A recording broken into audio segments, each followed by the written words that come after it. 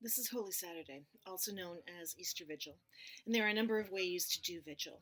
One is to follow a rather strict set of readings and psalms and hymns that are done. Another is to stay awake praying all night long. The thing about the vigil is that it's a real woman's time.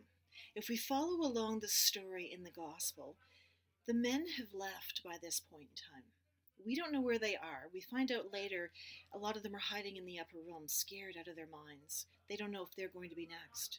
Jesus faced his trial, and they did everything with the Romans, was executed, and the men were just not there. But we're told that the women were. They watched from the distance. And then they prepared to do the work of women in that culture, and that is prepare the body for their final burial. And in the Hebrew culture, there was two burials. One was the initial burial with the uh, with the body freshly dead. They would put spices and oils on, wrap it tight, and leave it in the tomb for a couple of years. Then eventually the bones would be gathered and they'd be put to their final resting place. So the women were responsible for that first part of praying over the body and preparing the body for death, um, and for burial. And it's this job that the women are waiting to do. Jesus died at 3 o'clock, we're told, on a Friday. It was not only Passover, but it was also the day before Sabbath. On Sabbath, no one could do anything. So, a celebration that should have been a joyous day of remembrance for those who were celebrating the Passover became a day of mourning and grief for women who could not go and do the job they were supposed to do. And Saturday is the day we sit and wait with them. There is no action this day. There is no following around to see where these women will go. There's no listening and overhearing conversations. There is just sitting with women in mourning. And that's what I invite you to do today.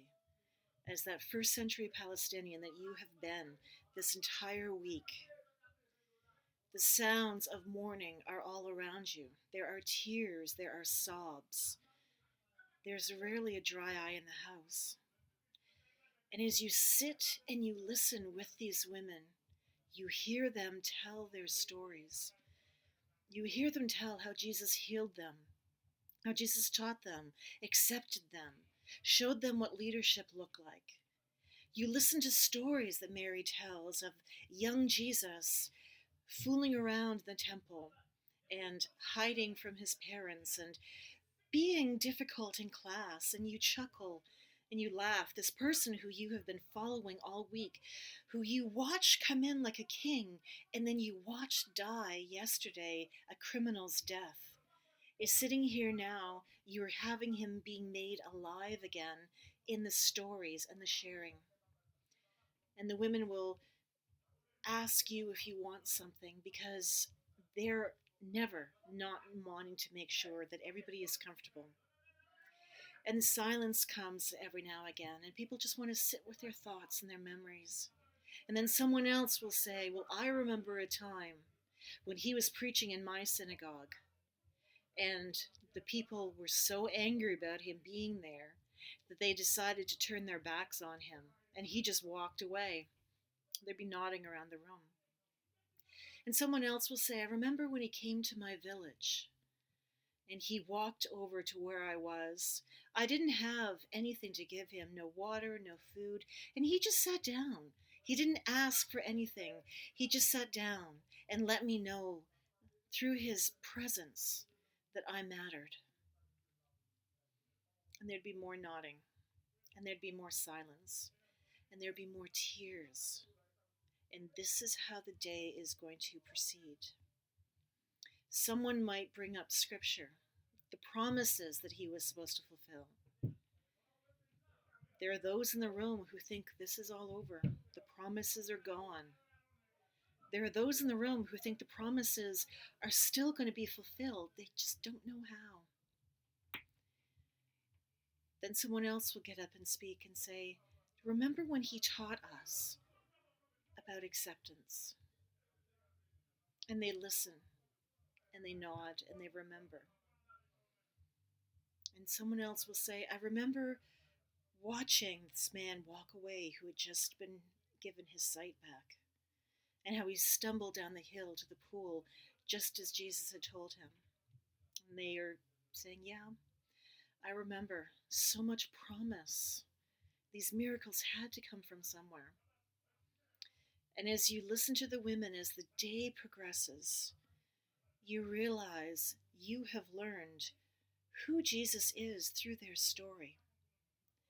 In a way, it's becoming your story too. You were there to witness so many of the events out in public, but here's a real opportunity to think about this man. Think about the emotions that he brought to you. Think about how he looked at you when he was being led away, didn't let on that you were there, just acknowledged you, and how that made you feel. You acknowledge this man who held babies and children on his lap when everybody else wanted them to be sent away. And this was still the man who threw over tables and got really angry and scared you. This is a complex man, and the more you listen, the more you learn that. There is something to this Jesus, something that was so incredible that the Romans and the religious authorities were terrified of what he might do, and that these women in mourning will sit around and laugh about and tell stories about. Who is this Jesus? You never got to talk about him, but now's your chance to maybe return home with the stories you are never going to forget this time. As you go to bed on the evening where the women have been keeping ritual, you hear them getting ready. Sunset has happened now. The new day has begun. It's not dawn yet, so they have to wait, but you hear them getting all the jars and oils ready. So at first light, they will be able to go and do what they need to do and put the body of Jesus in a place of rest.